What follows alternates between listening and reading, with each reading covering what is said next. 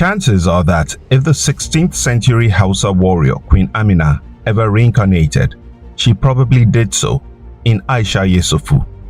For a woman who does not want to be labeled, Aisha Yesufu's passionate advocacy for social justice started early in 1991. She was denied admission into the Nigerian Defense Academy (NDA) on a gender basis. Her tenacity has earned her more than just the title of activist. She has won hearts and put her name on the list of Nigerians who have walked the talk about their advocacy and passion for a better Nigeria. When she turned 40 in 2013, Aisha made a pledge to herself, which she reiterated in this video. 8 years ago on this day, when I turned 40, I made a solemn promise to myself that I will give the next 40 years of my life, if God so give me another 40 years, to Nigeria. Fate did not waste time demanding she redeemed her pledge when Boko Haram struck the quiet town of Chibok the following year and took away 276 of their daughters from their school hostels. True to her pledge, she co-convened the Bring Back Our Girls (BBOG), an advocacy group that drew international attention to calls on the government to do right by the kidnapped girls. The BBOG movement drew so much attention that the captors of the girls released this video mocking the calls for the girls' release. Bring back our girls. Oh, bring back our army. Bring back our army. Jonathan! Girl, Christian, bring back our army. That would become one of the many times this passionate social crusader and public speaker would hold the world's attention. But who is this woman? In Odumeje's voice, how does she form? Aisha was born in Kano on the 12th of December 1973 to Muslim parents who originally hail from Agbede in Edo State.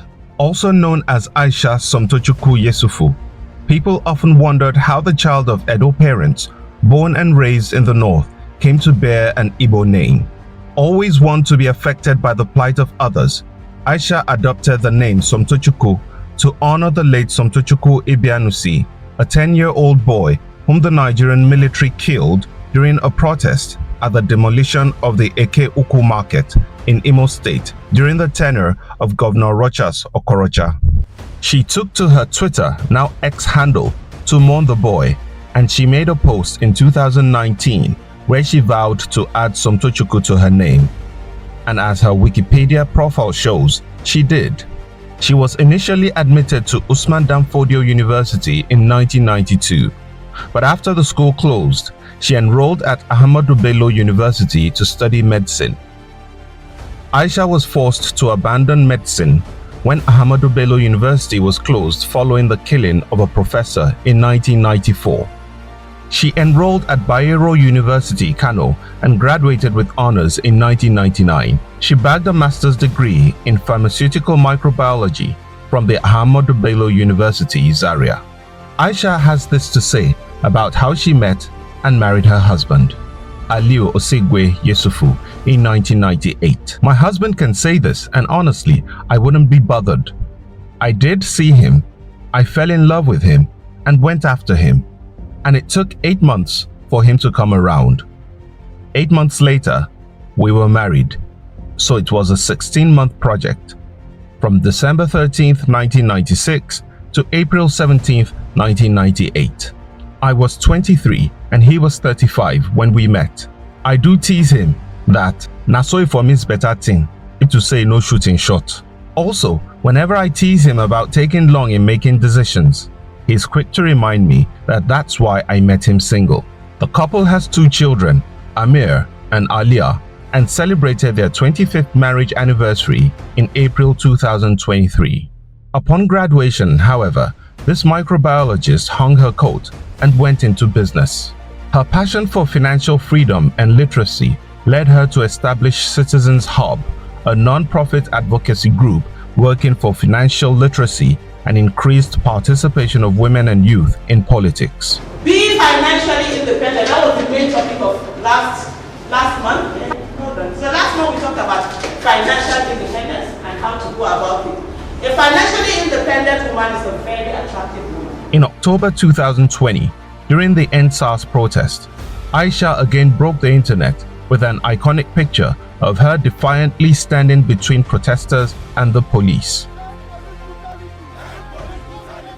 Death is not when you no longer breathe in oxygen and breathe out carbon dioxide. For me, death is when you are afraid to speak the truth. The protests lasted for days and drew media outrage when protesters were shot at by men of the Nigerian army on the night of the 20th of October, injuring many and killing some. So haunted was she by the events of that day that she got emotional while on stage at the Labour Party rally in Lagos and called for a 1-minute silence to honor the Lekki massacre victims. I'm going to beg you, let's have silence. Let's have silence. 1 minute of silence for all those that paid the ultimate price during EndSARS. She was instrumental to the Obidati campaign team, serving as spokesperson during the election campaigns. From one city to the other, Aisha mounted stages at Labour Party rallies where she energized and entertained the crowd of supporters with her impassioned speeches and impressive dance skills. Her involvement in the last elections raised questions about her hitherto claims of not being a politician. She explains in this video. On the issue of why did I go into partisan politics, I've always been, even right from 2015, and that was right in 2015 I supported Muhammadu Buhari. And I remember when I decided to support him, a lot of people that were in his camp were quite happy, but that didn't stop me from holding me accountable. Following the declaration of results from the last elections and the legal tussles that followed, Aisha participated, sometimes appearing in court to stand in solidarity with the Obi team. When allegations of mismanagement of election funds were made against members of the Obidati campaign team and the Labour Party, she gave a detailed account of the funds she oversaw during the campaign. I know there have been reports out there that there were billions of naira that were raised. Some even said hundreds of millions of dollars. Well, we hope we'll see those monies, and if there are people out there that can help us track those monies, we would want to see them. But what we received specifically was this particular amount, 500, and let me repeat it once again, 595 million naira, 976,000 naira, 994 naira. Keeping to her mantra of saying it as it is, Aisha has continued her self-professed duty of being an active citizen. She takes no prisoners when she dissects trending issues and news on her YouTube channel. And for that, we can say her mother was right because, truly, in her courts, no one wins. For me, like as right now, there are things that the way I would react on issues 10 years ago, I can't do it now.